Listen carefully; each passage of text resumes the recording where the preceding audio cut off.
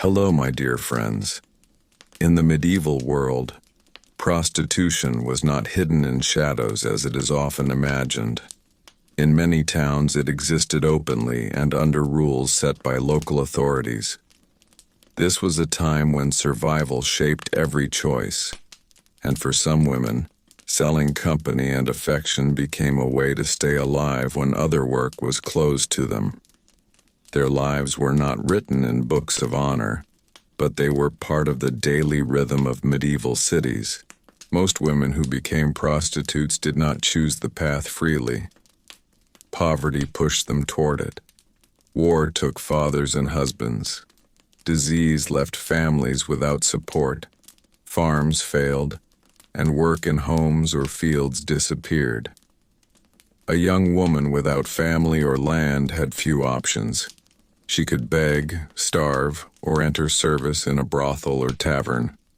Prostitution became one of the few ways a woman could earn coin with her own body when all other doors were closed. Cities often set aside special streets or districts for this work. These areas were known and accepted, even if they were not respected. Town leaders believed that controlled prostitution prevented greater disorder. They said it kept men from attacking respectable women and kept violence contained within certain walls. Because of this belief, prostitutes were sometimes registered, taxed, and watched by guards. Their lives were regulated by law, not by freedom. A typical day began early. The woman rose in a small rented room or shared house, often near taverns or bathhouses. The room was simple. A straw bed, a wooden chest, and a small table were common. She washed with cold water from a bowl or a bucket. Soap was rare, so she used cloth and herbs to clean herself. Cleanliness mattered because sickness spread easily, and illness could end her ability to work. Her clothing was meant to attract attention. Bright colors were common, because law sometimes forced prostitutes to dress differently from other women. This made them easy to recognize in the street. They were not allowed to wear the same veils or modest clothing as wives and daughters. Their bodies marked them as separate from the rest of society. This separation was both protection and punishment. By midday, she moved into the streets or taverns where men gathered. Soldiers, sailors, laborers, and travelers filled these places. Some were lonely, some were drunk, some were simply passing through. The woman learned to read faces and moods. She learned who was safe and who was dangerous. This skill was as important as beauty. Her survival depended on choosing carefully. Money was counted in small coins. One client might buy bread for a day. Another might buy a candle or a piece of cloth. The work was uncertain. Some days brought nothing. Other days brought too much danger. There was no steady wage and no promise of tomorrow. Hunger always stood nearby. The church spoke strongly against prostitution, calling it sinful. Yet even priests admitted that it existed everywhere. Some said it was a lesser evil that prevented greater sins. Others demanded that prostitutes repent and leave their work. Women lived between these voices. They were condemned by sermons but allowed by law. This contradiction shaped their lives. Health was always fragile. There were no true cures for many diseases. Infection could mean slow death. Pregnancy could mean ruin. A woman who could not work was often thrown out of the brothel or tavern. She became a beggar, or disappeared from the streets. The line between survival and death was thin. At night, the streets changed. Torches burned. Taverns filled with noise. Music and shouting mixed together. The woman worked under watchful eyes of guards or brothel keepers. Violence was common. Protection was uncertain. Some women paid part of their earnings to a man who promised safety. Others relied only on luck and quick movement. When the night ended, she returned to her small room. She counted her coins. She washed again if water was available. Sleep came quickly, heavy and tired. There was little dreaming of the future. Life was measured in days, not in years. So a medieval prostitute's day was not filled with freedom or pleasure. It was shaped by need, risk, and survival. She lived inside a world that both used and rejected her. Her work was allowed, but her person was not respected. She stood at the edge of society, visible but never welcome. And as this first part of our slow walk through her life comes to rest, we begin to see that her story was not one of luxury, but of endurance. Each morning brought the same question: how to eat today, how to stay alive, how to avoid sickness and violence. In this way, her life reflected the hardest truth of the medieval world. Survival came before dignity, and choice was often an illusion, shaped by hunger and fear. As the sun climbed higher over the rooftops, the woman's world slowly filled with sound and movement. Church bells rang in the distance, calling respectable citizens to prayer, while markets opened and carts rolled over stone streets. For her, the morning was not a time of worship or rest. It was a time of preparation. She checked her clothing for tears, brushed dust from her hair, and counted the few coins she had earned the night before. These coins decided what she would eat that day: bread if she was lucky, thin soup if she was not. Food was simple and uncertain. A small loaf, maybe some cheese, and watered ale were common. Meat was rare unless a client paid well. Hunger stayed close, always waiting. A woman who did not eat enough became weak, and weakness made her work dangerous. So she learned to save small amounts when she could. A crust of bread hidden in cloth. A coin tucked beneath a loose stone. Survival was built from tiny acts of caution. By late morning, the streets became busy with men returning from night duty or arriving from travel. Sailors stepped off boats. Soldiers passed through gates. Traders unpacked goods. These men often sought drink and company. Taverns opened their doors wide, and the woman moved toward these places.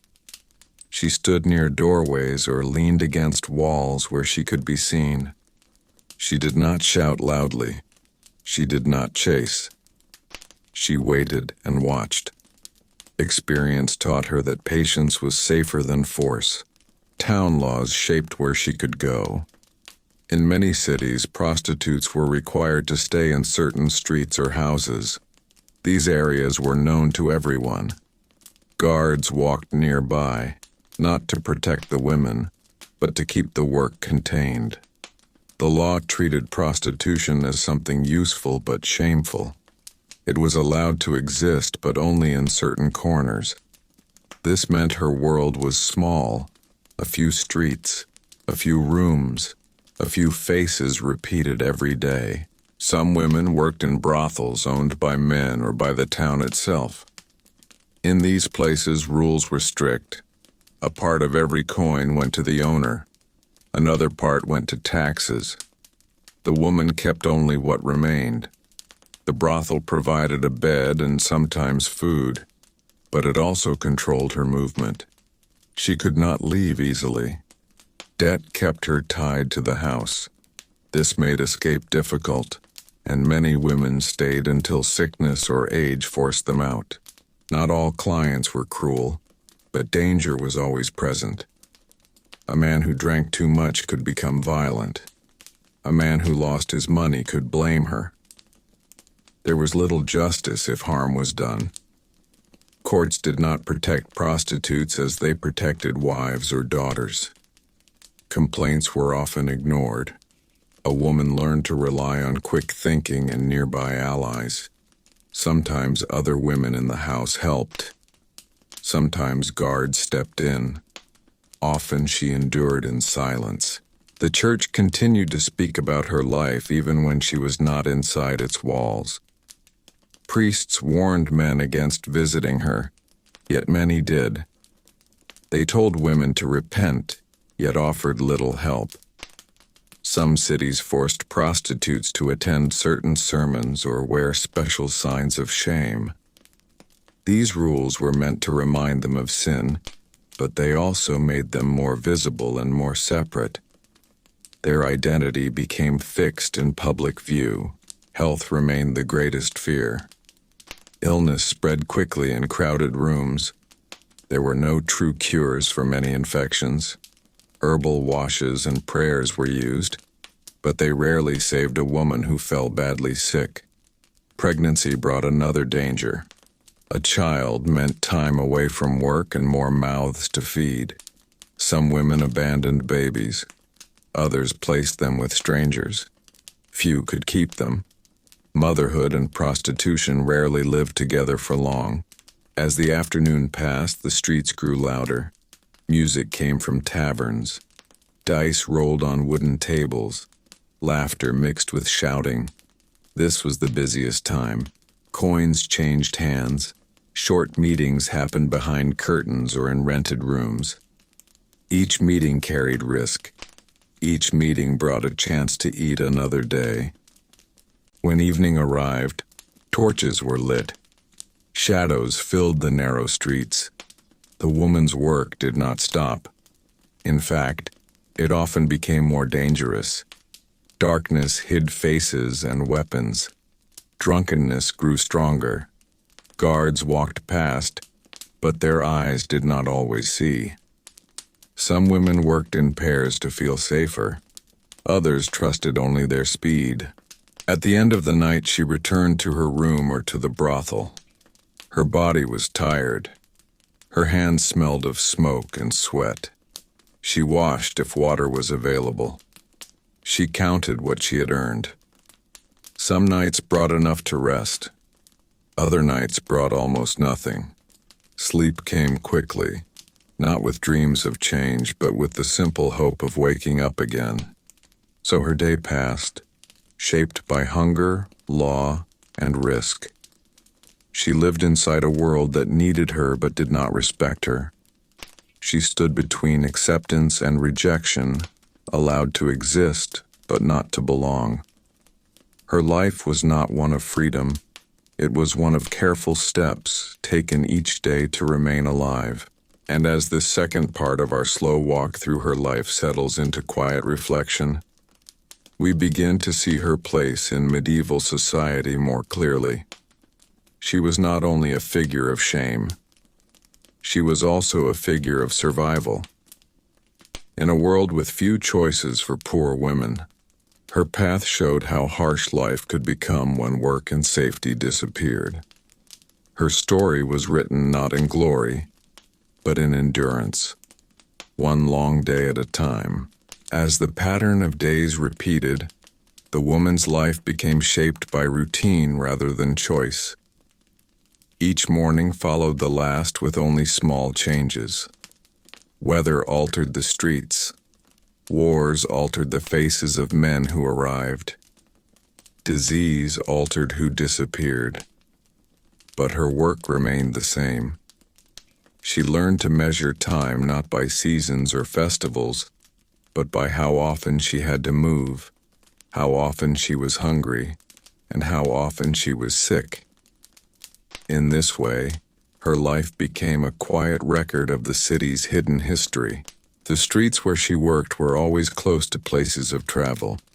Ports, gates, markets, and inns brought men who did not belong to the town, and who would soon leave again. These men were safer in one way, because they did not know her past, but more dangerous in another because they did not care about her future. Their coins were needed, but their tempers were unpredictable. The woman learned to judge men by how they walked, how they spoke, and how they touched their purse. This skill was not taught by anyone. It was learned through fear and loss. Town officials kept lists of prostitutes in some cities. Their names were written down like property. They were ordered to stay inside certain streets and houses. They were forbidden to appear in churches during holy days or to wear the same clothing as respectable women. These rules did not protect them. They marked them. Their bodies became signs of their work. Everyone knew who they were, and this made escape almost impossible. A woman who tried to leave this life was often recognized and pulled back by hunger or by law. Brothel life followed strict order. A woman who lived inside one did not control her own hours. She worked when the house opened and rested only when it closed. The owner decided prices. The owner decided punishments. If she refused too many men, she could be beaten or turned out. The brothel gave her shelter, but it also took her freedom. Many women entered this system because it offered food and a bed, but they stayed because debt chained them there. The church's voice followed her everywhere. Bells rang for prayer while she stood outside taverns. Sermons spoke of sin while her work continued. Some priests visited brothels secretly. Others preached against them loudly. This double life of religion shaped how society saw her. She was both condemned and used. She was told she was sinful, yet her work was allowed by law. This contradiction made her life heavy with silence. She could not speak openly about what she endured. Her suffering was expected, not questioned. Violence was not rare. A man who felt cheated could strike her. A man who felt powerful could hurt her. Law rarely stood on her side. Courts believed the word of a respectable man over the word of a prostitute.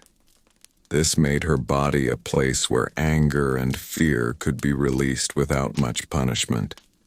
Some women carried small knives or kept close to others. Some trusted guards who asked for free service in exchange for watching the street. Protection always came with a price. Illness changed her fate quickly. A woman who became sick lost her ability to work. Without work, she lost her place in the brothel or her room. Without a room, she became a beggar. Many prostitutes ended their lives in hospitals for the poor or in the streets. Few reached old age. Their lives were short, measured by strength and luck rather than years. Pregnancy brought another kind of fear. A child meant weakness and cost. Some women were forced to continue working until they could not stand. Others were sent away. Babies were sometimes given to strangers or left at churches. Motherhood did not fit easily into this life. The bond between woman and child was broken again and again by hunger and fear. The evening hours were the most dangerous. Drink made men loud and careless. Music covered shouting. Torches cast moving shadows. The woman walked through these lights and dark spaces as if through water, always aware of where she stood. Her body was both her work and her shield. She learned how to speak softly, how to smile without trust, and how to leave quickly when danger grew near. When the night ended, the city did not remember her. Streets were washed by rain or swept by workers. Taverns closed. Men returned to homes or ships. Only the woman carried the marks of the night forward. Bruises faded. Fear stayed longer. Coins were hidden away. Hunger returned. So her day passed not as a single story, but as part of a long chain of days like it. She did not look far ahead. She looked to the next meal and the next morning. Her life was shaped by survival rather than hope. In a world where women without protection had few choices, her path showed how poverty and law worked together to trap human lives in narrow spaces. And as this third part of our slow walk through her world grows quiet, we begin to see that her story is not only about shame or sin. It is about the shape of medieval cities themselves. It is about how societies made use of people they did not wish to see. Her life moved through alleys and taverns, but it also moved through laws, beliefs, and fears. She lived where these forces met, standing at the edge of respect and necessity, carrying the weight of both. As the years passed, the woman's life became shaped not only by the men she met, but by the slow changes of the city itself. Streets were rebuilt, new walls rose, old taverns closed and new ones opened. Yet her place in this world remained almost the same. Wherever travelers gathered, wherever soldiers rested, wherever sailors waited for ships, there she was expected to appear. Her work followed movement and conflict, because these brought men with money and fear in their pockets. In times of war, her life became even more uncertain. Armies filled the streets and discipline weakened.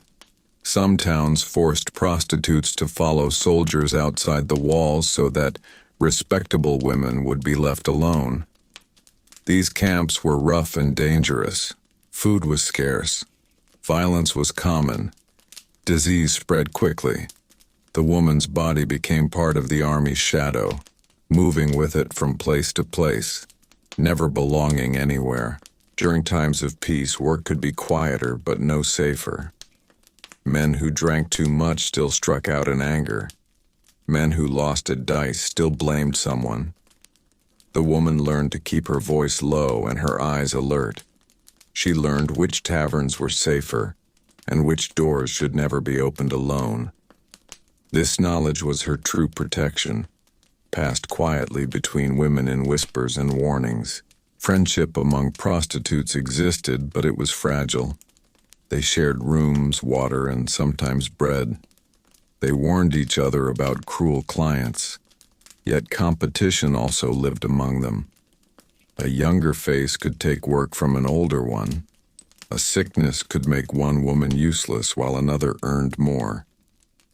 Hunger made kindness difficult. Trust was built and broken many times. Town authorities continued to treat these women as tools rather than people. They collected taxes from brothels. They wrote rules about where prostitutes could stand and how they could dress. Some towns forced them to leave the city during holy days or times of plague. These orders did not come with help or food. They came with threat. A woman who disobeyed could be beaten or jailed. Law controlled her body without protecting it. The church's influence grew stronger in certain seasons. During times of fasting or holy festivals, prostitutes were sometimes driven from the streets or forced to attend sermons of repentance. They were told to leave their work and return to honest life, yet no land or tools were given to them. Repentance without bread led back to the same doorways and taverns. The path out of this life was narrow and almost invisible. Some women dreamed of escape. A few married clients who pitied them. A few found work as servants when age or illness made their former life impossible. Most did not leave. Their names were known. Their bodies were marked by work. Respectable households did not welcome them. Even if they tried to change, the city remembered them as they had been. As age came, fear grew. Youth was their shield. When beauty faded, so did safety. Older prostitutes were pushed aside by younger ones. Their rooms became smaller. Their food became less. Many ended their lives in poverty, begging outside churches or sleeping near walls. Their bodies carried the story of their years, but no one recorded it. Yet within this hard life, small moments of humanity still appeared. A shared cup of ale, a kind word from a stranger, a night without violence. These moments did not change the path of her life, but they made it bearable. She learned to value them as treasures hidden inside hardship. The city did not see her as a full person. It saw her as a function. She was there to absorb desire and anger so that others could pretend to be pure. Her work was allowed so that respectable homes could remain undisturbed. In this way, her life served the order of society while standing outside its honor. So her day did not end with peace or pride. It ended with tired limbs and counted coins. It began again with the same question: where to stand, who to trust, how to eat. Her story was not written in laws or prayers, but in footsteps on stone streets and in long nights under torchlight. And as this fourth part of our slow walk through her life settles into quiet reflection, we see that her existence was shaped by forces far larger than herself. Poverty, war, law, and belief all pressed down upon her path. She lived where these forces met, carrying their weight in her body and her days. Her life was not chosen freely. It was shaped by the narrow space left to her by the medieval world. As the woman's life continued under the same narrow rules, time began to feel less like a road and more like a circle. Each morning brought the same needs and the same dangers. She woke not with plans for the future, but with questions about the present. Would she find work today? Would she avoid sickness? Would she return to her room without bruises? These questions shaped her thoughts more than dreams or hopes ever could. The places where she worked were filled with the sound of human weakness. Taverns smelled of ale and smoke. Dice clattered on tables. Men argued, laughed, and cried in the same hour. These spaces were built for escape. The woman became part of that escape. For some men, she was a comfort. For others, she was a way to forget fear or loneliness. For many, she was simply a body in a hard world. She learned to play different roles for different faces, never fully belonging to any of them. Money passed quickly through her hands. What she earned in the night was often spent the next day on food, rent, or payments to brothel owners and guards. Saving was difficult. Theft was common. A lost coin could mean hunger. Because of this, her life stayed close to the edge. One bad week could undo months of careful survival. Stability was rare, and security almost unknown. The city itself treated her like a moving boundary. Respectable women were warned not to walk where she stood. Children were pulled away from her path. Her presence marked the edge between accepted life and forbidden life. This made her visible in one way and invisible in another. Everyone knew she existed, but no one wanted to see her as human. She became a sign rather than a person. Festivals and holy days made this separation clearer. While families gathered for feasts and prayers, she was often pushed away from the streets. Some towns forced prostitutes to leave the city during these times. Others locked them into their quarters. These rules were meant to protect public order, but they also cut her off from work and food. Hunger followed holiness closely. At times the woman saw parts of the city that others never noticed. She walked at night when shops were closed and streets were empty. She heard the arguments of soldiers, the crying of lost travelers, and the quiet confessions of men who would never speak such words in daylight. These moments showed her the hidden side of medieval life. where fear and desire met without masks. Her body became a record of her days. Scars marked old fights. Tired eyes showed long nights. Illness left its signs in skin and breath.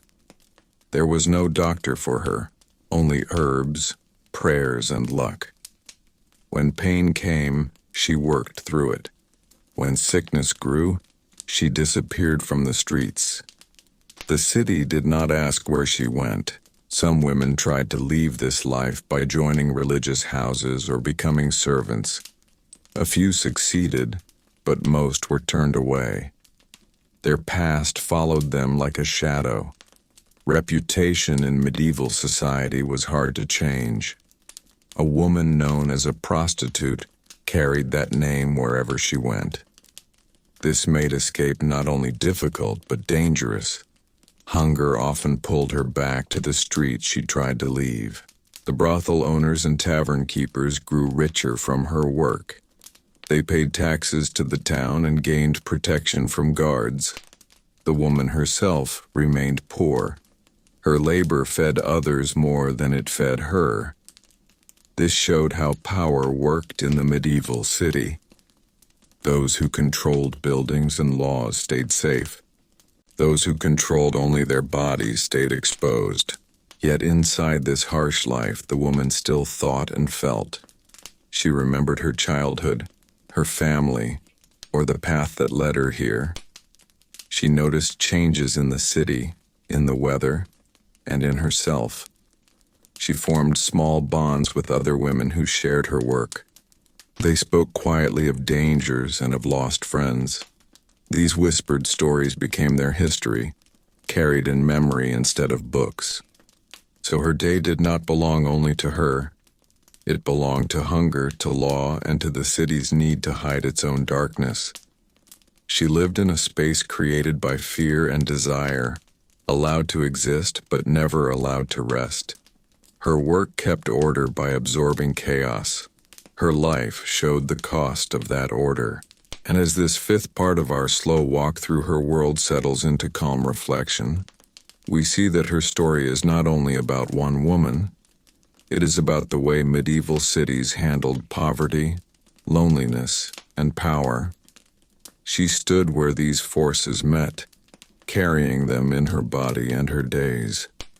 Her life moved quietly through streets and taverns, but it also moved through the laws and beliefs of her time. Her footsteps on stone were part of the city's rhythm, even if no one wished to hear them. Each day she survived became another page in a history that was never written, yet deeply lived. As the woman moved deeper into this way of life, the passing of time changed her not only in body, but in how she saw the world around her. Streets that once felt frightening became familiar. Faces that once seemed dangerous became known. Yet safety never truly arrived. Each day still carried risk, but now that risk felt ordinary. Fear became part of routine, like hunger or cold. In this way, her life did not grow easier. It only grew more predictable. The city depended on her presence in quiet ways. Town leaders spoke of order and morality, yet they allowed brothels to remain open because they believed this work kept men from disturbing respectable households. Soldiers were calmer, they said. Travelers were satisfied. Violence was contained inside certain streets. Her body became part of this system of control. Without being asked, she served the balance of the city, even while being pushed to its edge. Guards passed her doorway every day. Sometimes they ignored her. Sometimes they demanded part of her earnings in exchange for protection. This was not written in law, but everyone understood it. Power worked through silence. A woman who refused might find herself arrested for small reasons. A woman who paid could work without being chased away. Protection became another cost of survival. added to food and rent. The rules placed on her clothing and behavior never disappeared. She was forbidden to dress like a wife or daughter. Bright colors marked her as different. This made her visible to clients, but also to those who wished her harm. Children were taught to point and laugh. Women crossed the street to avoid her. Her clothing told the city who she was before she spoke a word. Her identity was worn on her body. During outbreaks of plague or sickness, her life became even more fragile. Towns sometimes forced prostitutes out of the walls, believing they carried disease. These women were sent into fields or forests with no shelter and little food. Many died there. Others returned secretly when hunger overcame fear. Illness did not care about laws, yet the law punished only certain bodies. Hers was one of them. The brothel itself was a place of constant movement. New women arrived, driven by loss or hunger. Others vanished, taken by sickness or age. The woman learned not to ask where they went. Memory was dangerous. To remember too much meant to feel too much. So she learned to look forward only one day at a time. Men who visited her carried their own stories. Some spoke of battles. Some spoke of wives left behind. Some spoke of fear of death. The woman listened, because listening brought coin and sometimes mercy. In these moments, she saw that her life touched many others. Yet this connection did not bring respect. It only brought more work. The church continued to speak of her as a warning. Paintings showed sinful women burning in hell. Sermons used her as an example of what not to become. Yet she knew that many of the men in those churches had visited her. This double life of belief and action shaped medieval society. It allowed people to condemn her while depending on her. She carried this contradiction in her daily steps. As age approached, her place grew more uncertain. Younger women stood where she once stood. Their faces drew more attention. Her coins became fewer. Hunger came faster. Without savings or protection, the future narrowed. Some older prostitutes became cleaners or helpers in brothels. Others begged near the same streets where they once worked. Their fall was slow and quiet, like a candle burning down to nothing. Yet even in this narrowing life, small habits gave her strength. She kept her few possessions in careful order. She shared warnings with other women. She remembered which taverns were safer and which men to avoid. These small acts were her form of control in a world that offered her little. Her day ended much as it began, with tired limbs and counted coins, with hope not for change, but for another morning. The world outside her door slept. Inside, she lay awake, listening to footsteps and distant bells. Time passed, and the city prepared for another day of trade and prayer. Her place in that cycle remained the same, so her life was not shaped by grand events. It was shaped by repetition. Each day followed the last, marked by work, fear, and small moments of human contact. Her story did not appear in laws or songs. It appeared in the worn stones of streets and in the hidden rooms of taverns. And as this sixth part of our slow walk through her world grows quiet, we see that her life was not only about survival of the body, it was also about survival of the self. In a society that used her but denied her worth, she continued to exist, one long day at a time, carrying the weight of the city's hidden needs upon her shoulders. As the woman's life moved forward under the same narrow limits, the meaning of time slowly changed for her. Days no longer felt separate. They blended into one long stretch of work and waiting. Morning, afternoon, and night followed each other like waves, each carrying the same risks and the same needs. In this world, the future was not imagined in years. It was imagined in meals and in safe nights. To survive one more day was already a kind of success. The streets she walked became like a second home. She knew where the stones were loose and where rain gathered in small pools. She knew which corners were watched by guards and which doorways hid danger. This knowledge did not make her free, but it made her able to move without panic. Her body learned the map of the city better than any paper could show it. Survival was written in memory, not in ink. Her relationships with other women grew quieter and deeper. They did not speak often about feelings, they spoke about safety.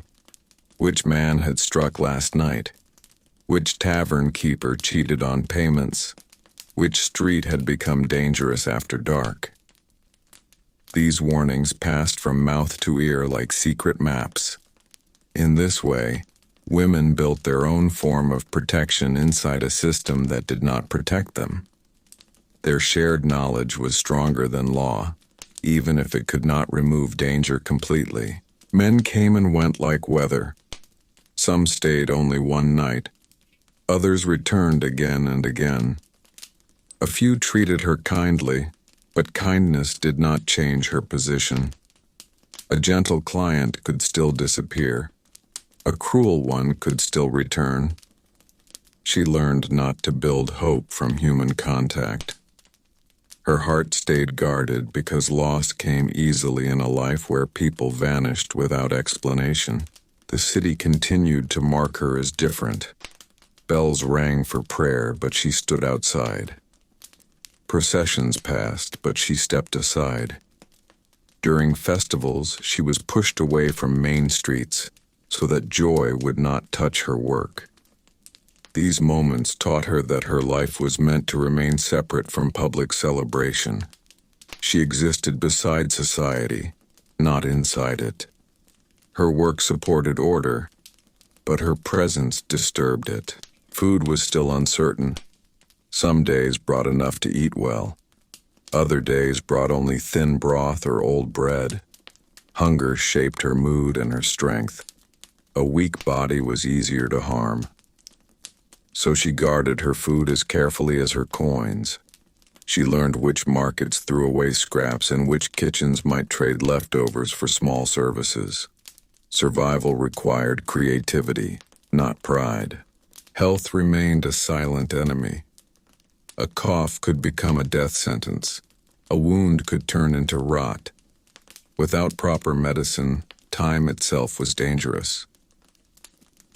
Many women feared sickness more than violence because sickness had no face to avoid.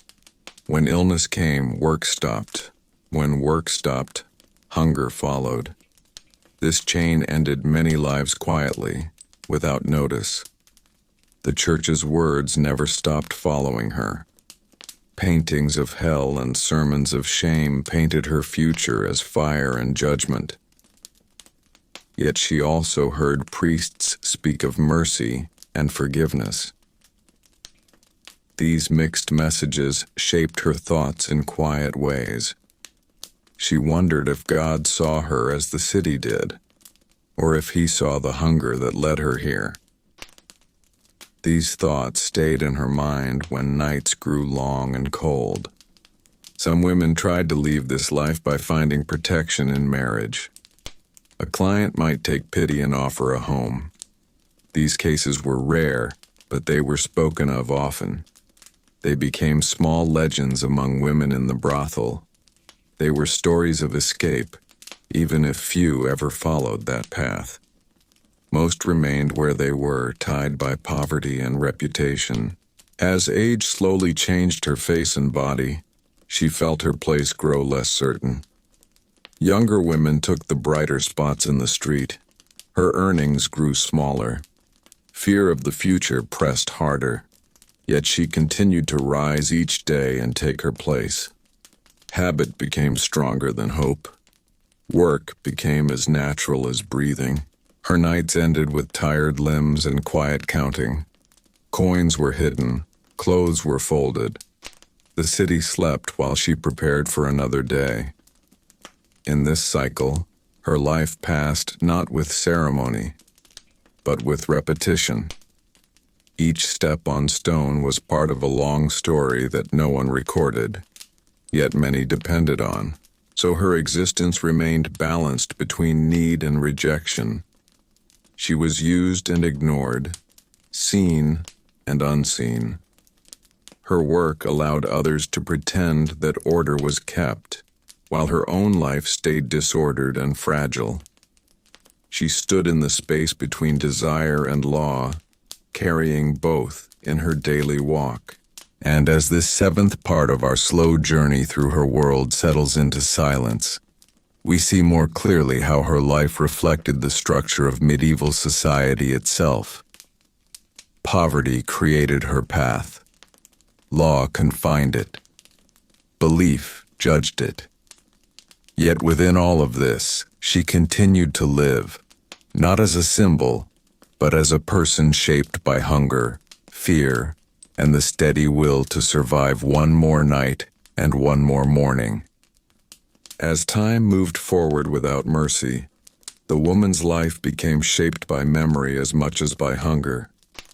Every street she walked held echoes of past nights. Some corners reminded her of safety, others reminded her of fear. The city became a map of experience written into her mind. She did not need signs to know where danger lived. Her body remembered. In this way, her survival was guided not by law or kindness, but by long attention to small details. The seasons changed the rhythm of her work. In summer, the streets were full of travelers and sailors. Taverns stayed open late, and music carried far into the night. Work increased, but so did risk. Heat brought sickness, and crowds brought anger. In winter, the streets grew quiet. Cold drove people indoors. Coins became fewer. Hunger became sharper. A cold night without work could mean sleeping with an empty stomach and waking with weak limbs. Each season brought its own kind of struggle, and she learned to fear them all in different ways. During times of famine, her life became even more fragile. Bread grew expensive. Men had less to spend. Violence increased as frustration grew. A woman who depended on coins from desire now faced men who could barely feed themselves. These were dangerous moments. Desperation made people cruel. Her work did not stop, but its meaning changed. It was no longer about comfort. It was about bare survival on both sides. Town festivals created another strange change. While respectable families gathered in bright clothing and music filled the squares, she was often forced away from public streets. Guards told her to hide herself so that celebration would not be disturbed. These days brought no work and no food. She watched joy from a distance, hearing laughter while her own stomach remained empty. In this way, happiness became something she observed rather than shared. Her identity remained fixed by law and custom. She could not easily become anything else. Even if she dressed like a servant or a peasant woman, people recognized her. Reputation in medieval towns traveled faster than feet. Once her name was known, it stayed known. This made every attempt at change feel hopeless. The path out of her life was not blocked by one wall, but by many invisible ones made of memory and judgment. Some women tried to find safety by attaching themselves to one man. They hoped for protection rather than profit. Yet this carried its own danger. A violent protector could become a prison. A jealous one could bring harm. Dependence changed shape, but not meaning. Freedom remained distant. Inside brothels, time felt different. Rooms were always dark. Windows were small. The smell of smoke and sweat never fully left. These spaces existed outside the rhythm of church bells and market hours. Life inside them was measured by clients and fatigue. Day and night lost their difference. Only hunger and rest marked the passing of time. The woman's thoughts often turned inward during quiet moments. She remembered her childhood, when her name meant something different. She remembered fields, rivers, or small homes that no longer existed for her. These memories were painful, but they also reminded her that her life had not begun in this place. She had not been born for the street. She had been shaped into it by loss and need. This understanding did not free her, but it kept a small part of her separate from her work. Religion remained a distant voice. She heard prayers through open church doors. She saw candles lit for others. Sometimes she whispered her own words into the dark. Not prayers for wealth or rescue, but for another day without sickness or violence. Her faith, if it existed, was simple and quiet. It did not ask for heaven, it asked for survival. Death was never far away. She saw women vanish from the street and never return. Some were taken by sickness, some by wounds, some by age and hunger. Their absence was noticed only by those who shared their work. The city moved on without them. New women took their places. In this way, her life felt replaceable, like a tool worn down and thrown aside. Yet she continued. Each day she dressed, stepped into the street, and waited. Her body carried the marks of time, but her will remained. She had learned how to move without drawing anger, how to speak without promise, and how to leave before danger closed in. These skills did not make her safe. They made her last longer. So her day unfolded again, not as a story with a beginning and an end, but as part of a long chain of survival. Morning brought hunger, afternoon brought waiting, night brought risk, dawn brought tired rest. In between, small moments of human contact passed like brief lights in darkness. And as this eighth part of our slow walk through her life settles into quiet stillness, we see her not as a symbol of sin or shame, but as a figure of endurance. Her world was built by forces she did not choose. Poverty, war, law, and belief all shaped her path. Yet within those limits she continued to live step by step, day by day, carrying the hidden weight of medieval society on her back while the city slept around her. As the woman's life moved further along this narrow path, the idea of escape grew thinner with each passing season. At first, she may have believed her work would be temporary, a short bridge between hunger and safety. But over time, the bridge became the road itself. Each day she stayed alive. Her name became more tied to the street and less tied to any other future. In medieval society, memory had power. Once a woman was known for this work, the city held on to that knowledge tightly. The rhythm of the city continued around her, almost without noticing her. Merchants opened their shops. Bakers lit their ovens. Children ran through alleys. Bells rang for prayer. She moved among all of this like a shadow, present but not included. Her work happened beside ordinary life, not inside it. She watched families pass her place on the street, holding hands or carrying baskets, and she understood that their world and hers touched, but did not join. Weather shaped her days more than clocks. Rain drove men indoors and made work harder. Cold stiffened her body and slowed her steps. Snow made the streets quiet and dangerous.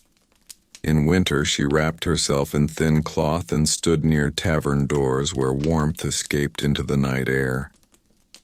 In summer, she sought shade and water, but crowds brought new dangers. Each season tested her in a different way, and survival meant learning how to bend with the weather rather than fight it. The city's laws continued to press down upon her life. She could be fined for standing in the wrong place.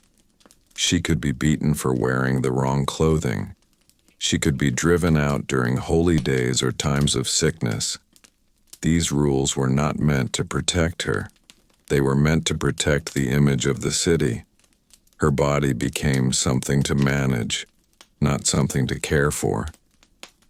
Law followed her footsteps, shaping where she could exist and when she had to disappear.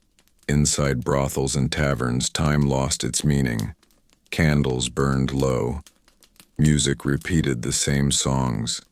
Faces blurred together in smoke and noise. Men spoke of battles, of hunger, of fear of death. She listened because listening made her safer. Words became part of her work. Comfort, even when false, brought coin. In these moments, she learned how deeply loneliness lived inside medieval life, even among those who appeared strong. Her friendships with other women grew more serious with time. They shared more than warnings. They shared grief. When one woman disappeared, the others noticed. They whispered her name and wondered where she had gone. No bells rang for her. No priest spoke her name. Only the women who worked beside her remembered. Their memory became the only grave some ever had. The city's view of her did not soften with age. If anything, it hardened. A young prostitute was seen as a temptation. An older one was seen as a stain. Her value in the eyes of others decreased even as her need increased. This was the cruel balance of her world. As her strength faded, her danger grew. Yet within this narrowing life, her thoughts became deeper. She learned to understand people quickly. She saw how fear made men cruel and how weakness made them kind. She saw how law claimed order but hid injustice. These lessons were not written in books. They were learned through nights of work and days of waiting. Her knowledge was quiet, but it was real. Sometimes, when the street grew still, she imagined another life. A small house, a fire, a bowl of food that did not depend on strangers. These thoughts were not plans. They were rest for the mind. Dreams did not change her path, but they softened it. Even in hardship, the human mind looked for peace. Her body carried her history. Each scar was a season. Each ache was a year. Yet she continued to rise and step outside, because standing still meant hunger. Movement meant possibility, however small. This movement became her prayer, her work, and her shield. So her day unfolded again, as it always had. Morning brought the city's noise. Afternoon brought waiting. Evening brought risk. Night brought fatigue. Dawn brought the chance to do it again. Her life did not move toward a grand ending. It moved in circles, shaped by need and chance. And as this ninth part of our slow walk through her world settles into silence, we see her more clearly as part of medieval society itself. She was not outside history. She was inside it, carrying its fears, its laws, and its contradictions on her shoulders. Her story was not written in royal records or church books. It was written in footsteps on stone and in long nights under torchlight, repeating again and again, until time itself finally carried her away. As the woman's life continued along its narrow path, the meaning of survival slowly changed. In the beginning, survival meant finding food and avoiding harm. Now survival also meant keeping her place in a city that constantly tried to forget her. She existed in a space that was always threatened by law, disease, and age. Each morning she stepped into the street knowing that her place there was never fully secure. The city allowed her to remain only as long as she was useful. The markets filled with voices and movement, but she walked through them without belonging. She saw vegetables piled high on wooden tables, bread fresh from ovens, and cloth displayed in bright colors. These things were close, yet often beyond her reach. Her coins decided what she could touch and what she could only look at. The city's wealth passed in front of her eyes every day, reminding her that survival was not shared equally. Men who came to her carried the marks of medieval life on their bodies, calloused hands from farm work, scarred faces from battle, bent backs from carrying heavy loads. They spoke of hunger, fear, and long journeys. In their words, she heard the same struggles she faced herself, yet their paths were not the same. They could return to families or trades. She returned only to her small room and the street. Their suffering ended at daylight. Hers continued. Town officials still treated her as part of public order rather than as a person. They inspected brothels and counted women like tools. They wrote rules about how far from churches she could stand and what days she must disappear from view. These laws shaped her movement like invisible walls. She learned to walk inside them without touching the edges because touching the edges brought punishment. When sickness spread, fear rose quickly. The smell of herbs burned in the streets as people tried to clean the air. Yet when illness appeared, prostitutes were often blamed first. They were forced to leave the city or locked into their quarters. Hunger followed quickly behind these orders. A woman who could not work could not eat. Disease and law worked together, pressing her further into danger. Inside the brothel, nights felt endless. Candles burned low and smoke filled the air. Laughter sounded forced. Music repeated the same few notes again and again. Men came in groups and left alone.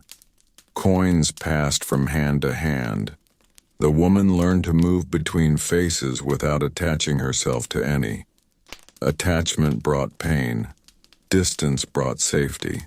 Her friendships with other women became deeper and more fragile at the same time. They shared stories of lost homes and broken families. They spoke of girls who had arrived fresh from the countryside and of women who had vanished into sickness. These conversations were quiet, carried in moments between work. They built a small world of memory inside a life that the city did not record. As age continued its slow work, her reflection in water and metal changed. Lines appeared where smooth skin once was.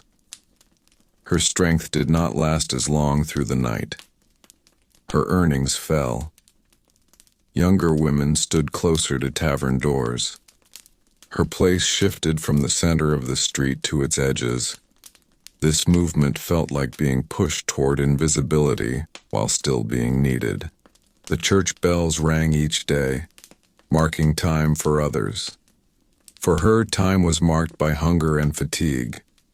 Prayer belonged to those who could rest. Work belonged to those who could not. Yet sometimes she paused near church doors and listened. The words she heard spoke of forgiveness and mercy. She wondered if these were meant for her as well. This question stayed in her mind longer than the sound of the bells. In winter, cold cut through thin cloth and tired bones. Fires burned inside taverns, but she stood near the door where warmth escaped into the street. Snow made the stones slippery. Fewer men walked at night. Hunger pressed harder. Winter was the season of greatest fear. Many women did not survive it. Some froze. Some starved. Some disappeared without trace. Yet still each morning she rose. She wrapped herself in what cloth she had. She walked back to the same streets. Habit carried her forward when hope did not. This habit became her strength. The body learned to continue even when the mind grew tired. Her life was shaped by forces larger than herself. War filled cities with soldiers. Famine emptied pockets of coin. Law confined her movement. Belief judged her worth. She stood where all these forces met, not as a ruler or a saint, but as a worker of necessity. Her work absorbed the city's fears and desires, allowing others to pretend that order remained intact. So her day passed once more. Morning with its hunger, afternoon with its waiting, evening with its risk, night with its fatigue, dawn with its brief rest. No single moment changed her path. Only time itself shaped it. And as this 10th part of our slow walk through her world settles into quiet reflection, we see her life as part of the larger pattern of medieval society. She was not an accident. She was created by poverty, controlled by law, and judged by belief. Her story shows how survival could take forms that society refused to honor, even while depending on them. Her footsteps on stone streets were small, but they traced a path through history that was real, repeated, and deeply human. As the woman's years continued to pass inside the same narrow circle, her life became shaped less by sudden events and more by slow change. Nothing dramatic announced the passing of time. It arrived quietly in tired limbs and slower steps, and in the way men's eyes moved past her more quickly than before. Youth had once given her a small shield. Now age took that shield away piece by piece. The city did not make space for this change. There was no path prepared for her old age. A woman who could no longer work was not supported by law or by church. She was simply pushed aside. Some older prostitutes became helpers in brothels, washing cloths or lighting candles. Others begged near the same taverns where they had once stood. Their fall was slow and silent, like leaves dropping one by one from a tree no one watched. Her room, once a place of rest between nights, became a place of waiting. The walls held the smell of smoke and old cloth. Light came through a small window or a crack in the door. Here she kept her few possessions: a spare shift of clothing, a cup, a small knife. These things were all she owned. The city outside moved forward with trade and prayer, but her world stayed small and still. The men who came to her spoke more often of fear than of pleasure. They feared death in battle. They feared hunger in winter. They feared God's judgment. In their words, she heard the same worries that shaped her own life. Yet when they left, they returned to homes and families. She returned to the street. Their fear ended. Hers continued. Town laws remained unchanged. She was still forbidden to dress like a respectable woman, still forced to keep to certain streets, still blamed when sickness spread. The law did not see her age or weakness. It saw only her role. In this way, her identity was frozen in time, even as her body changed. Her friendships grew fewer as women disappeared. Some died, some were driven out, some married and vanished into other lives. The street became quieter. New faces appeared, young and unsure, taking the places of those who had gone. She watched them with a strange mix of pity and distance, knowing the road they were stepping onto. Memory became heavier. She remembered the first days of her work, when fear was sharp and hope still lived. She remembered faces that were now gone. These memories stayed with her in quiet hours when the street was empty. They were painful, but they were also proof that her life had been lived, not merely survived. Religion remained a distant sound. Bells rang.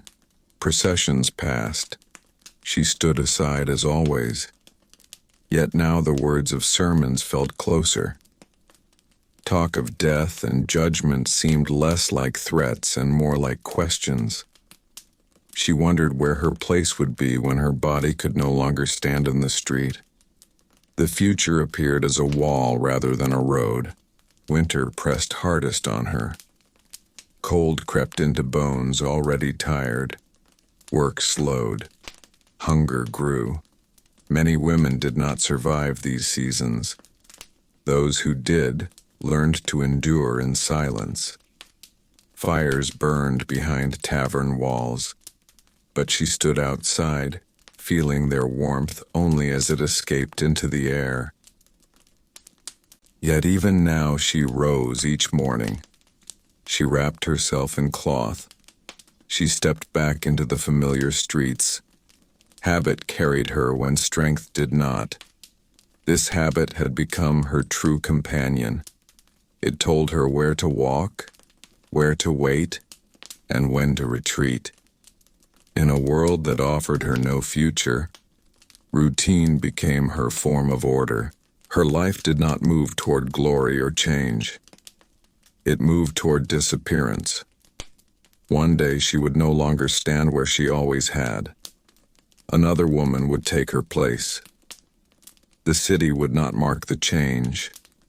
Only the stones would remember her footsteps.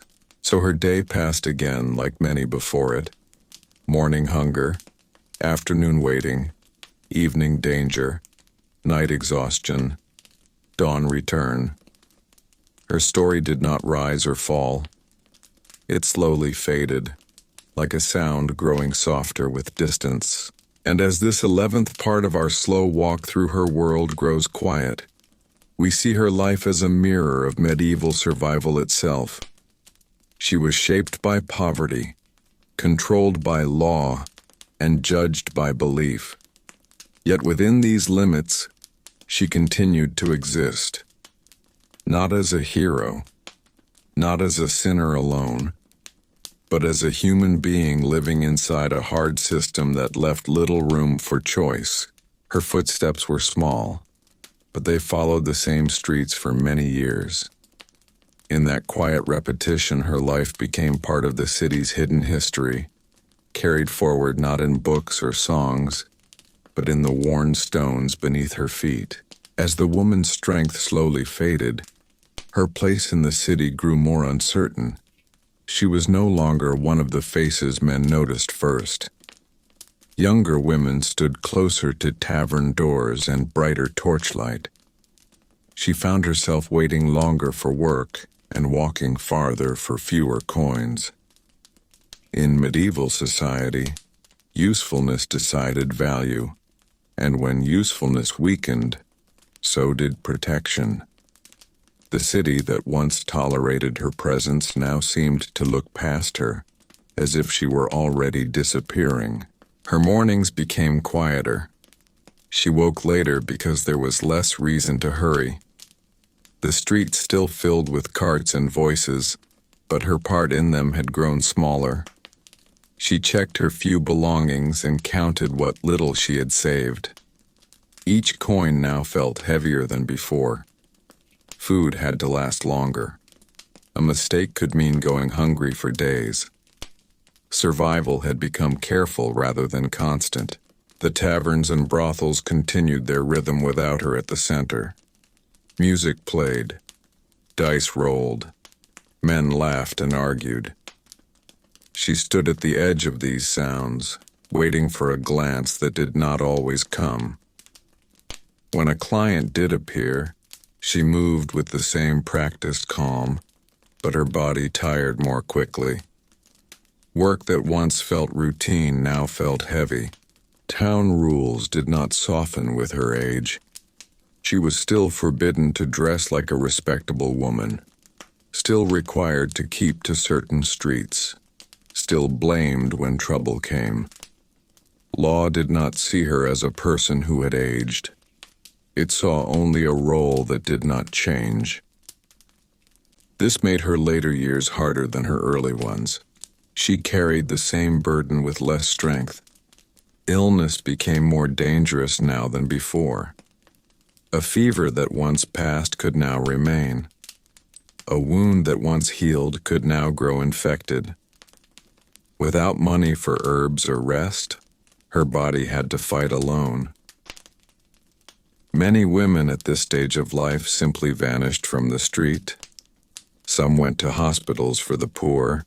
Some died in small rooms. Some wandered until hunger stopped them. Their ends were quiet and unmarked. Her friendships grew fewer. Women she once worked beside were gone. New faces did not know her history. She spoke less and listened more. Silence became easier than explanation. Memory filled the space where conversation had once lived. She remembered nights of fear and days of hunger. She remembered moments of kindness that had come and gone. These memories became her companions. Religion appeared closer now, not as comfort but as a question. She stood near church doors and listened to words about mercy and judgment. She wondered whether a life shaped by hunger could be forgiven.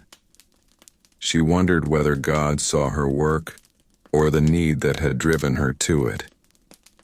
These thoughts stayed with her longer than before, growing as her body weakened. Winter pressed hardest on her in these years. Cold entered her bones and did not leave. Work slowed. Coins became rare. Fires burned inside houses she could not enter. She wrapped herself in thin cloth and stood where warmth leaked into the street. Hunger became sharper. Each night felt longer than the last, yet habit still guided her. She rose each day and took her place even when hope had grown small. Habit had once been a tool of survival. Now it was the only structure left to her. It told her where to go and what to do when no one else did. The city continued without noticing her change. Bakers baked. Guards walked. Bells rang. Life moved forward, as if she were part of the stone rather than a person. Her years of work left no mark on records or laws. Only the streets knew how long she had walked them. So her day passed again, quieter than before but no less heavy. Morning with hunger. Afternoon with waiting. Evening with uncertainty. Night with fatigue. Dawn with the return to the same path. Her life no longer moved forward. It thinned, like a candle burning low. And as this 12th part of our slow walk through her world settles into stillness, we see how her story moves toward its final shape. Not with a sudden end, but with a gentle fading. Her existence showed how medieval society used people until they could no longer serve its needs and then let them slip away without record. Her footsteps grew lighter. Her presence grew smaller. Yet her life remained part of the city's hidden history. In the spaces between laws and prayers, between taverns and churches, she had lived. And in that quiet living, She carried the weight of a world that depended on her while denying her place within it. As the woman's life moved toward its quiet end, the city around her seemed larger and more distant than ever. Streets that once felt familiar now felt wide and cold. The sounds of carts, bells, and voices no longer pulled her attention as strongly. Her world had narrowed to a few paths she could still walk, and a few places where she could still stand without being chased away. Survival no longer meant avoiding danger alone. It meant holding on to strength that faded a little more each day. Her mornings were slow now. She rose with effort, feeling the ache in her bones before she felt hunger in her stomach. The small room where she slept felt colder, even in warm seasons. Thin walls and thin cloth could not keep out time. She washed her face with water that stung her skin and wrapped herself in the same worn garment she had used for years. There was no choice in clothing, only what remained. The streets did not wait for her. Men passed without seeing her. Taverns opened their doors and closed them again. Younger women took the brighter places near torchlight. She stood farther back, closer to shadows and walls. Work came rarely. When it did, it came with more effort and less reward. Her body could not move as it once had. Her voice no longer carried the same promise. The city valued what was new, not what had endured. Town rules still pressed upon her life. She was still forbidden to step into certain spaces, still forced to move when guards wished the street to look cleaner, still blamed when trouble came. The law did not release her because of age. It simply ignored her. In this way, she remained trapped between being seen and being forgotten. Her thoughts returned often to earlier years. She remembered the first days when fear was sharp and the street was strange. She remembered women who had taught her where to stand and how to avoid danger. Many of those women were now gone. Their names lived only in her memory. No one else spoke them. In this way, memory became her only form of burial for the dead. Hunger grew stronger as work grew weaker. Bread had to last longer. Water replaced ale. The body grew lighter, but not in peace. Each step cost more effort. Cold nights felt longer. Warm days felt shorter. Time itself seemed to press closer around her, like walls moving inward. Religion was no longer distant now. Church bells did not just mark hours. They marked endings. Words about judgment and mercy felt heavier. She wondered what her life would be weighed against. Law had judged her. Men had used her. The city had forgotten her. Only God remained as a question she could not answer. Some days she did not go out at all. She sat inside and listened to the city from behind a thin door. Voices passed. Feet crossed the stones. Life continued without her. These days frightened her more than nights of danger. Stillness felt like the beginning of disappearance. When she did go out, she moved slowly and chose her places carefully. She stood near walls where she could lean. She avoided loud taverns and dark alleys. Her world had become smaller, but her caution had grown. Each choice was made with one thought. Do not fall. Do not get sick. Do not be noticed too much. Her friendships were now only memories. New women did not know her story. Old ones were gone. She spoke less and watched more. Silence became her language. It was easier than explaining a life that had lasted so long without changing. The city gave her no sign of what would come next. There was no place prepared for her. No house, no care, no rest. only the same streets she had always known. When her strength finally failed, she would not leave a mark on records or stone. Only the absence of her body would show that she had once stood there.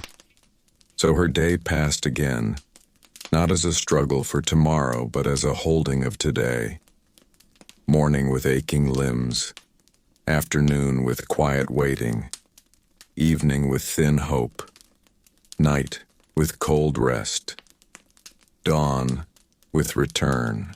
And as this 13th part of our slow walk through her life settles into stillness, we see her story as one of quiet fading rather than sudden end. Medieval society did not kill her with a single blow. It wore her down with time, hunger, and neglect. Her life became smaller until it almost vanished, yet she had lived. She had walked the same stones for years. She had known fear and hunger, but also moments of warmth and human voice. Her footsteps were part of the city's rhythm for a long time. And though no book recorded her name, her life remained part of the hidden history of the medieval world, carried in memory, in streets, and in the long silence that followed her passing. As the woman's life reached its final quiet stage, the world around her felt both familiar and distant. The streets she had walked for so many years now seemed wider and colder. The sounds of carts and voices still filled the air, but they passed through her as if she were no longer fully part of them. She had become something the city barely noticed, even though she had spent her life standing within it. Her mornings were slow and careful. Each movement required thought. Rising from her bed meant waiting for strength to return to her legs. Washing her face with cold water felt sharper than before. Her hands shook slightly as she tied her worn clothing. These small acts, once simple, now felt like tasks to be completed one by one. Time itself seemed heavier. When she stepped outside, she chose places close to walls and doorways. She no longer stood in the brighter light near tavern doors. Younger women filled those spaces. Her position had moved to the edge of the street, where fewer eyes looked and fewer coins came. Yet this edge was also quieter. Noise no longer rushed at her as it once had. The city passed by while she remained still. Men rarely noticed her now. Those who did were often old themselves, carrying their own weariness. Their meetings were shorter and quieter. Work, when it came, brought little reward. Hunger stayed close. She learned to make small food last longer and to drink water when bread was gone. Survival had become a slow counting of days, rather than a fight against nights. The rules of the town still applied to her. Guards still watched her street.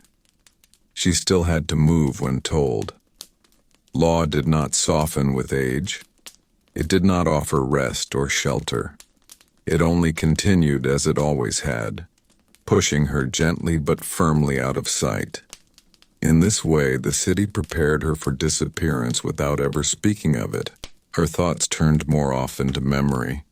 She remembered the first streets where she had worked. She remembered other women who had once stood beside her.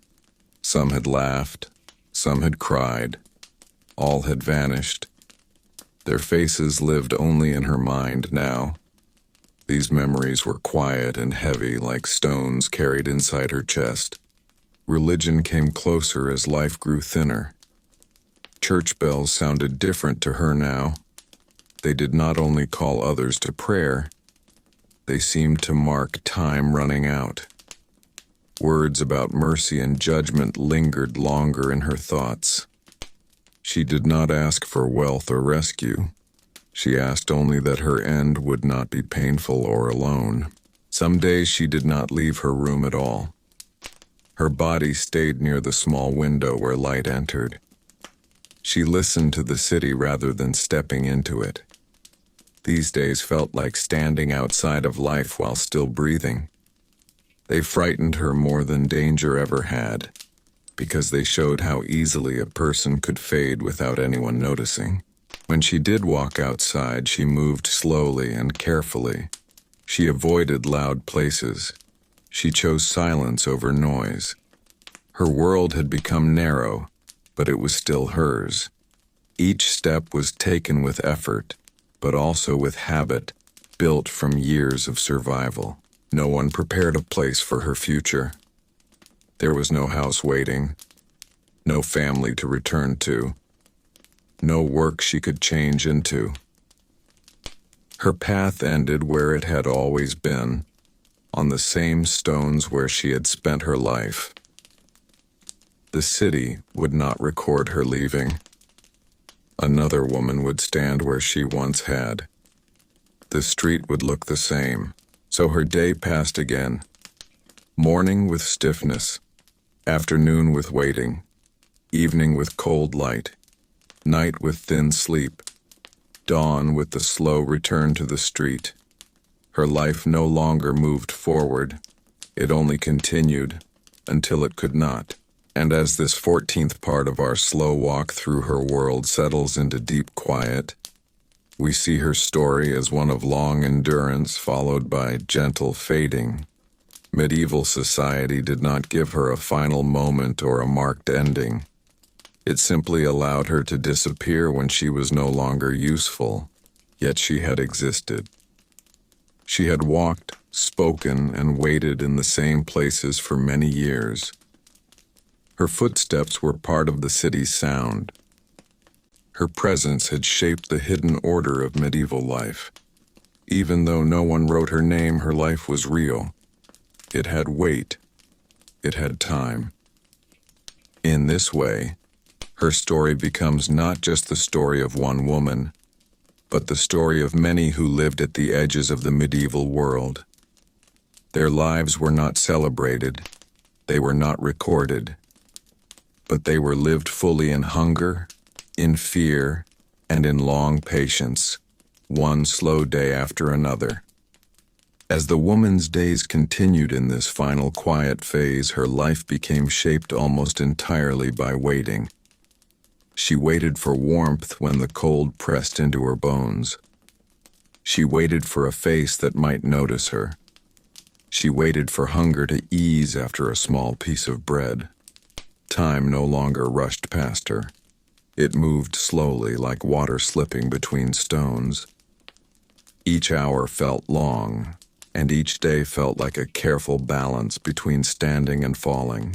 The streets no longer changed much for her. Shops opened and closed as always. Bells rang for prayer and for curfew. Carts rolled by carrying grain and cloth. Children ran past without looking.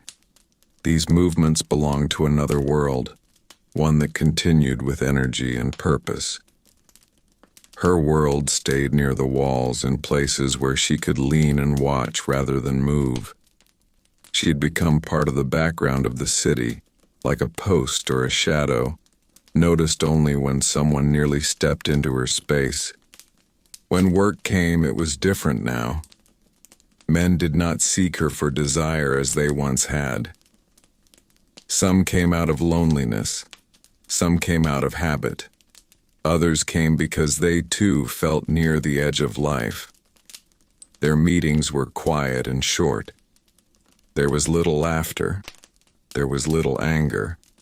Only tired voices and tired bodies meeting for a brief moment before returning to separate paths.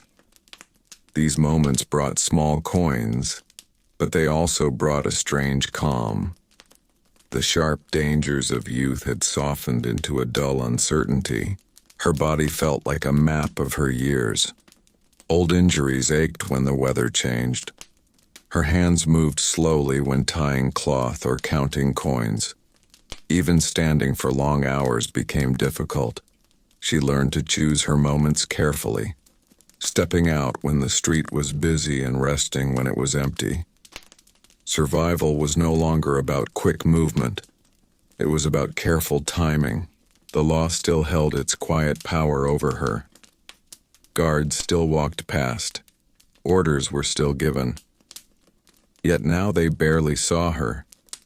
She was no longer worth chasing or correcting. Invisibility became her strange protection. Where once she had been marked and watched, now she was ignored. This did not give her freedom, but it gave her a small space to remain. Her memories grew stronger than her present. She remembered days when the street felt loud and full. She remembered faces that had once stood beside her. She remembered the fear of her first nights and the strange confidence that had followed. These memories did not bring comfort, but they reminded her that her life had been long, not empty. She had not simply appeared at the end. She had walked through many seasons to reach it. Religion lived quietly in her thoughts now. She did not attend services, but she listened to bells and distant songs. Words about mercy stayed with her longer than words about sin. She wondered whether her long endurance counted for something, whether the hunger she had known and the nights she had survived were seen by any eye beyond the cities. These questions did not demand answers. They simply rested in her mind as the days passed. Sometimes she shared a few words with younger women who now stood where she once had. She warned them about certain streets and certain men. They listened politely but quickly forgot. Youth did not believe in endings. She understood this. She had once been the same. The path must be walked before it can be known. Food came from small kindnesses and small chances. A crust given by a tavern keeper. A bowl of thin soup from a kitchen. A coin earned from a quiet meeting. These pieces kept her alive, not well, but alive. Life had become a chain of small helps rather than a single strong support. The nights were the hardest. Cold settled into the stones. Noise faded. Darkness made the street feel endless. She wrapped herself in cloth and waited for morning. Sleep came in short pieces, broken by ache and hunger. Dreams were few. Waking was slow. Her place in the city was now almost finished. She no longer shaped the rhythm of taverns or streets. She merely remained in them. The city had used her when she was strong, and now carried her only as a memory in motion. One day she would not return to her place by the wall. Another woman would stand there. The street would look unchanged. So her day passed again. Morning with stiff limbs. Afternoon with quiet watching. Evening with thin chants. Night with cold rest.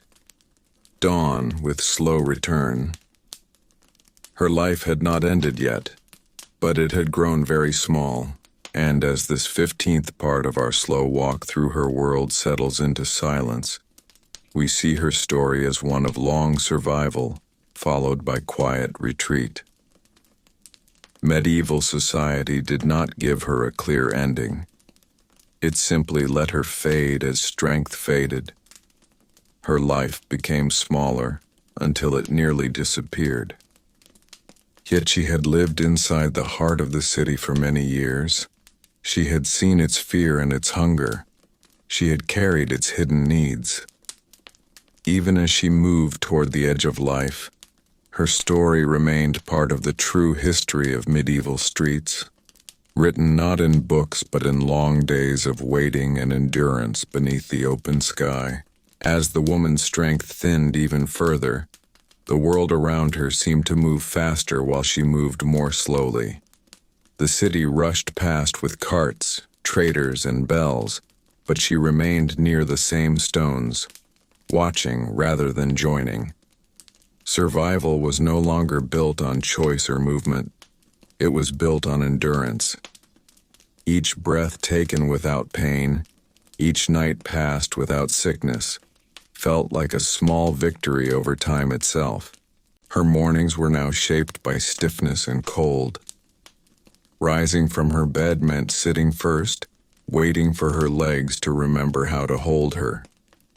The water she used to wash her face felt sharper than it once had, and she often saved it for later in the day when dust and smoke gathered on her skin. Her clothing had grown thin from years of use. Patches covered older patches. There was no longer any attempt to look bright, only to look clean enough to be allowed to stand in the street. When she stepped outside, she chose the quietest corners, not the tavern doors where music burst into the air, but the edges where warmth slipped out between walls. These places gave her something to lean against. The city had taught her to find shelter in small things. A doorway out of the wind, a stone warmed by the sun, a step where guards did not look twice. These were the comforts left to her. Work came rarely now, and when it did, it came without noise. Men who stopped near her were not seeking excitement. They were seeking silence. Their meetings were short and careful, as if both sides knew this was not a beginning but a closing chapter. Coins changed hands quietly. Words were few. The exchange felt more like two tired lives touching briefly before moving apart again. The law no longer chased her, but it no longer protected her either. Guards passed without seeing her. Orders were shouted at younger women. She stood between attention and neglect. This invisibility kept her from being driven away, but it also meant she could fall without notice. If she collapsed in the street, few would stop. The city had learned to step around her shape as if she were part of the ground. Her thoughts returned often to the past, not with regret, but with a strange calm. She remembered the years when fear had ruled her nights and hunger had ruled her days. Now fear had softened into weariness. Hunger remained, but it felt different, like an old companion rather than a sudden threat. Memory became a place where she could rest when the present grew too heavy. Religion did not offer answers, only words. Bells still rang. Prayers still rose. She listened from a distance. She did not ask why her life had been this way. She asked only whether her long endurance would be seen as something other than sin. These thoughts stayed with her as she waited through slow afternoons and colder evenings. Her body now spoke more clearly than any law. It told her when to sit. It told her when to stand. It told her when to leave the street and return to her room. Each ache was a message. Each weakness was a warning. Survival had become a careful reading of these signs rather than a fight against danger. Some days she did not go out at all. She stayed inside and listened to the city through the thin walls. Footsteps passed. Voices rose and fell. Life continued without her. These days felt like standing at the edge of the world while still breathing its air. They frightened her, but they also prepared her. They showed her how easily a person could vanish from the movement of others. When she did step outside again, the street looked the same as it always had. New faces stood where old ones once had. The cycle continued. Hunger still walked the same paths. Desire still followed the same doors. Only she had changed.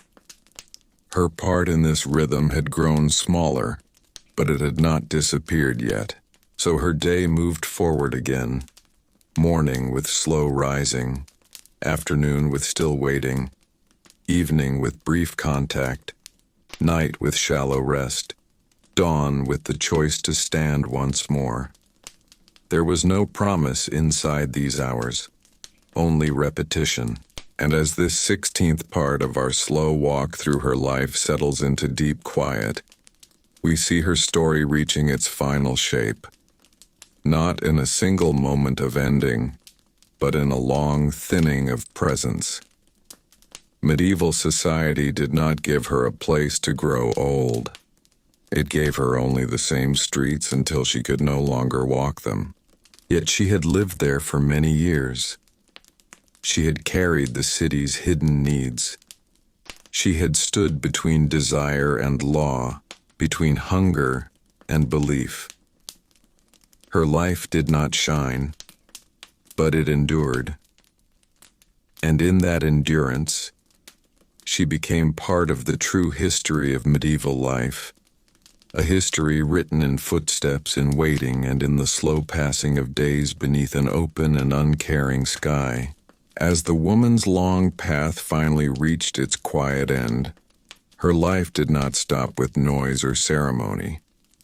It ended the way it had been lived, slowly and without witness. One day she did not rise from her small room. One day she did not take her place by the wall or the doorway. The street looked the same. The tavern doors still opened. The bells still rang. Another woman stood where she once had. The city continued, as it always did. There was no marker left behind, no record written in books, no name spoken aloud. Only the absence of her body showed that she had once been there. The stones remembered her footsteps longer than people did. The corners where she had waited still held her shape for a time until new feet erased it. Her life had not been shaped by love or honor, but by hunger and law. She had lived inside rules made for others, carrying the weight of a city that both needed and rejected her. Poverty had pushed her onto the street. Custom had kept her there. Age had quietly removed her. This was not the story of one woman alone. It was the story of many whose lives passed at the edge of medieval society. She had seen war pass through the gates. She had seen sickness empty the streets. She had seen young faces arrive and old faces disappear. Through all of it, she had remained in the same narrow spaces, standing between taverns and churches, between desire and judgment. Her work had allowed others to pretend their world was clean, even while hers remained exposed. In the end, her life showed the truth of the medieval city more clearly than the lives of kings or merchants. It showed how survival worked when choice was small. It showed how law protected order but not always people. It showed how belief condemned but also comforted. Her days were not glorious, but they were real. They were lived step by step, meal by meal, night by night. She had not been born for the street. She had been shaped into it by loss, hunger, and a world that offered few paths to women without protection. Her story was not written in royal records or church books. It was written in worn stone and tired breath, in long evenings under torchlight, and in quiet mornings after danger had passed. And now, as this history settles into stillness, we leave her where she lived, among the narrow streets and fading sounds of the medieval town. Her voice does not call out. Her name is not remembered. But her life remains part of the true past, hidden beneath the larger stories of battles and crowns. So the day in the life of a medieval prostitute ends not with a moment, but with a fading, a slow disappearance into the rhythm of the city she served and survived within. And as the night grows quiet and the bells fall silent, her story rests, not as a tale of shame, but as a quiet witness to how hard survival could be in a world built on hunger, order, and fear.